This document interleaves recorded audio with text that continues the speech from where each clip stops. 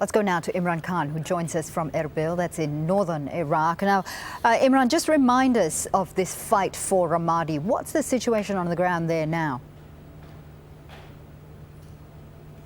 Well, right now what they've done is they've taken a number of key bases and territory within Ramadi city. This is an operation that was led by the counter-terrorism forces backed by the Iraqi army. They pushed into the Al Tamim neighborhood, which is the southwest of Ramadi. That's quite a significant chunk of the town itself. Now, the southwest is linked by a series of bridges into central Ramadi. So they've pushed towards those bridges. They've taken a couple of those bridges, and these are very key when you want to go into central Ramadi itself, which is where the bulk of ISIL fighters are. They've also taken the Anbar Operations Command. This was a key command center used by the Iraqi security forces for a number of years. They lost that in May when it was taken over by ISIL. So these are significant victories that the Iraqi security forces, led by, as I say, these counter-terrorism forces, have had. The Americans have made a very big difference in this operation by offering close air support. But this has been a very long time coming. This operation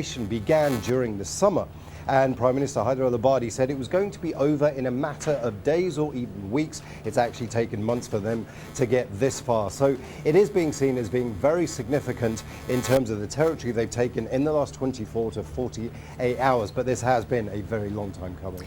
Now, just bringing in what Ash Carter has said here, this offer of help. Iraqi Prime Minister al-Abadi is currently in a row with Ankara over the presence of Turkish troops in the north. How is he going to react to this offer now of help from the US military? There's a big disconnect here between what the Iraqis actually want, what the Americans are willing to offer, and what the Americans actually wind up giving Iraq. Prime Minister Haider al-Abadi has always been very clear. What they need is not boots on the ground. What they need is help with intelligence gathering. They need heavy weaponry, they need heavy machinery, and they also need air support. Now, the air support has to be maintained by the Americans. That's something that the Iraqis don't have the kind of pilots and military capability to do themselves. But the rest of it, they say, look, we are able to take this fight and to take this territory from ISIL ourselves. So really, there's nothing changed. The surprising thing about this is Ash Carter's comments itself coming at this stage. Now, here's the Iraqis going in, taking territory from ISIL, and this has been a bloody fight for the Iraqis, and suddenly the Americans are like, oh, well, we're willing to offer more.